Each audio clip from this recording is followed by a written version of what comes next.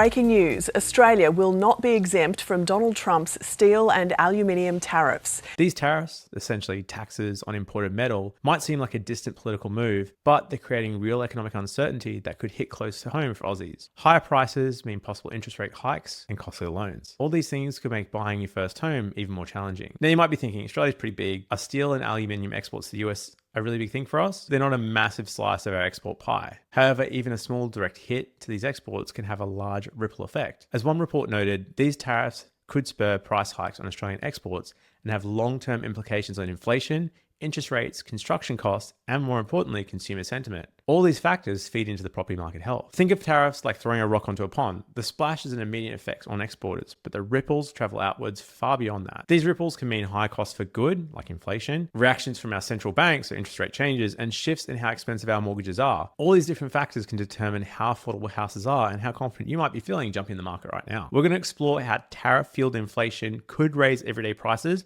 what it means for your wallet. We're going to talk about the Reserve Bank of Australia and why it might react by hiking interest rates and how it could bump up your mortgage repayments. And we'll look at why building a home could get pricier, making the housing shortage even worse. As bad as that all sounds, the whole point isn't to create fear in this video. I'm really trying to show you some practical ways to navigate the market and try and understand what's happening, how it's going to impact you, and how to get through it. By the end of this video, you're going to understand how something as far off as a tariff in the US can affect your home buying journey in Australia, and more importantly, how to be prepared and even find opportunity in this uncertainty. What would certainly make me appreciative is if you give a bit of a thumbs up on the video and smash that subscribe button if you want to see more content like this. Tariffs and inflation, why prices are climbing. Let's start with a word on everyone's lips lately: inflation. The general rise in prices of goods and services. Tariffs can act like a bit of a spark to increase and spur inflation. How? When the US slaps a 25% tax on imported steel and 10% on imported aluminium, it makes those metals more expensive for anyone buying them in the US. In turn, international suppliers, including some Australian companies, might try to pass on those costs elsewhere and reduce supply. Even though these tariffs are aimed at the US market, the global prices for these commodities can shift since trade routes and supply chains can get rerouted like a jam in traffic. It's a bit like a domino effect. For Australia, this could mean higher prices on a range of products, not just raw metal. If you think about it, steel and aluminium are everywhere in our economy. They're in the cars we drive, the appliances we use, and crucially, in the houses we build. If those materials get more expensive globally, manufacturers and builders here are going to face higher costs. As Prime Minister Albanese bluntly put it, tariffs and trade tensions are a form of economic self-harm and a recipe for slower growth and higher inflation. They are paid for by consumers. In other words, companies typically pass the extra costs down to us, the consumers, whether it's through more expensive cars, costly appliances, and higher construction costs for our new homes. Using a simple analogy, imagine you're running a bakery and suddenly the price of flour shoots up because of new tax on imported wheat. You have two choices as the baker: absorb the costs and make less profit, or charge a customer more for your bread. In reality, most businesses don't really have a choice and they raise the price at least a bit, otherwise they're not going to survive. Tariffs are like that tax on flour, but for entire industries. So when tariffs make imported goods more expensive, it's often you and I who eventually pay more at the checkout. We're already seeing signs of this kind of pressure. Australian companies that rely on imported materials are warning that they're going to need to hike prices. Everyone's going to start feeling the pinch in their wallet and may even cut back on spending or borrowing. Now, a moderate uptick in prices might sound manageable, but here's why it's particularly concerning. Australia's just emerged from a period of high inflation. Only a couple of years ago, inflation peaked around 7.8% in late 2022, and by the end of 2024, it cooled to about 2.4%. Right back into the RBA's comfort zone. This cooling allowed the RBA to finally start cutting interest rates slightly after a long stretch of rate hikes. People and businesses are just starting to feel some relief, but Trump's tariffs threaten to throw a bit of a wrench in those improvements. By pushing up import costs, tariffs could lead to increased inflation as the cost of imported goods rise. Just when we thought prices and the cost of goods was under control, this policy could add new fuel to the fire. Higher inflation isn't just an abstract number as well that economists just talk about. It has real consequences. When the price of essential goods like food, fuel, construction materials goes up, it actually reduces your purchasing power. The money you've saved for that house deposit now might cover a bit less than expected because your day-to-day expenses, the cost of building a place, has increased. Inflation doesn't usually rise alone. It sets off a chain reaction in economic policy. That leads us to the next big piece of the puzzle: what the Reserve Bank might do in response. When inflation starts heading up beyond its comfort levels, their typical response is to hit the brakes by increasing interest rates. Let's explore why that is and how it could impact you as a first home buyer. Central banks like the Reserve Bank have a tricky job. They're like the thermostat for the economy, always trying to keep the pressure just right. If inflation in the economy is running too hot, interest rate hikes are the RBA's way of cooling it down. By making borrowing costs more expensive, they aim to slow down spending, which in theory tamps down price increases. It's a bit of a delicate balancing act, cooling things off without freezing us in a recession. Now, before Trump's trade announcement, the hope in Australia was that we'd see interest rates stay steady or even fall in 2020. In fact, in February, the RBA cut the official rate by 0.25% to 4.1%, first cut in years. This was a response to easing inflation and a sign that the worst of the cost of living squeeze could be behind us. So many people were just sighing in relief, just saying, finally, it's going to be a bit more affordable. There's a bit of a relief there. Watchers and even the banks were expecting a series of rate cuts throughout the year. Now, with these tariffs, the RBA may have to consider putting a pause to those rate cuts or even hike again if inflation gets pushed up to keep the uncertainty in check. Let me break down why the RBA might do this. Imagine the economy is a bit like a car going down a hill, where the hill's inflation pushing it faster. The RBA's interest rate is the brake.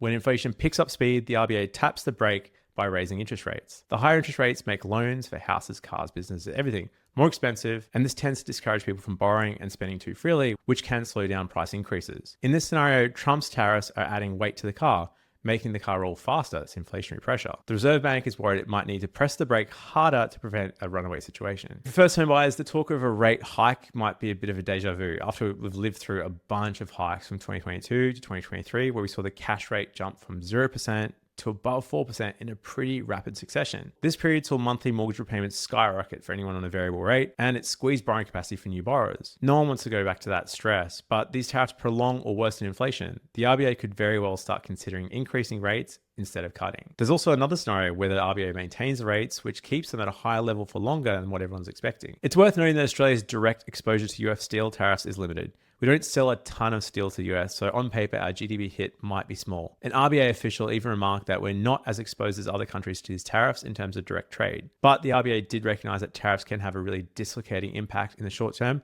and higher inflation if things escalate. What does this all mean for interest rates going forward? It means a bit of uncertainty. The pathway for rates just became a lot less predictable. If inflation does jump, the Reserve Bank mandate is to keep inflation between a 2 to 3 target band, and potentially it means they're going to lean towards tightening monetary policy, i.e. increasing interest rates. They'll also be very cautious about future interest rate cuts for fearing about fanning inflation themselves. If you're a new home buyer or you're looking at buy, you might be concerned and thinking, how would a rate hike or no cut affect me? To get to that, let's push away from the Reserve Bank and look at a ground level at mortgages where interest rates can hit your bank account directly. Mortgage costs and loan affordability. When the Reserve Bank moves interest rates, it's not just a number. It directly impacts the interest you pay on a home loan. For anyone saving for their first home, loan affordability is the single biggest factor in determining what price your property you can aim for. If the scenario described plays out, tariffs drive inflation, which nudges the RBA to keep the rates higher or lift them, then mortgage costs are likely to rise and Aussies are going to feel the pinch. Here's how it works. Aussie banks and lenders typically tie their mortgage interest rates to the RBA cash rate. When the Reserve Bank hikes rates, lenders pass it on and your home loan interest rate goes up. If you're on a variable rate mortgage, which most people are in Australia, your monthly repayments will also increase in step. If you're on a fixed rate, sweet, you're safe for now. But once it ends, you could be caught with a higher interest rate at the end. Well, there's uncertainty there. There's another piece of the puzzle that could make things tricky. It's the actual cost of building homes, which is going to directly impact housing affordability. Let's unpack that next. Rising construction supplies. Houses aren't getting cheaper to build. Buying an existing house is one route, but the governments have tried to put some incentives. In Queensland, they're waiving stamp duty for new builds, and it could be exciting to try and build your own house. Regardless if you're trying to buy a brand new house or look at an existing one, the overall housing market is influenced by how many houses are being built. And this is where Trump's tariff and steel and aluminium could hit hard on construction costs. Steel beams, nails, wiring, aluminium window frames, these are all the bones of a house. When the price of metal inputs rise, the cost to build a house rises as well. And it's not just metals. Trade tensions can also spill over, and other materials like timber and electrical equipment can face shortages or higher costs. A lot of our building materials in Australia come from overseas. So any disruption in global trade can hit our construction sector and our supply lines. Let's look at the broader picture of the economy, because beyond specific material costs, there's something more psychological at play: confidence. Buying a home is more than a financial decision. It's a bit of an emotional one. And if people are worried about their economy and jobs, it's going to affect how they act. So let's break that down and why so many people are feeling hesitant. Economic news can have a way of affecting our moods. If you wake up to a headline of trade wars, market downturns, or recession fears, you might think twice about making some big financial moves. This is what is called market hesitation, or even just a confidence hit. Trump's tariffs not only have tangible effects, but also intangible ones. They create uncertainty. And uncertainty is the enemy for decision making. Let's paint a bit of a picture of what's happening globally.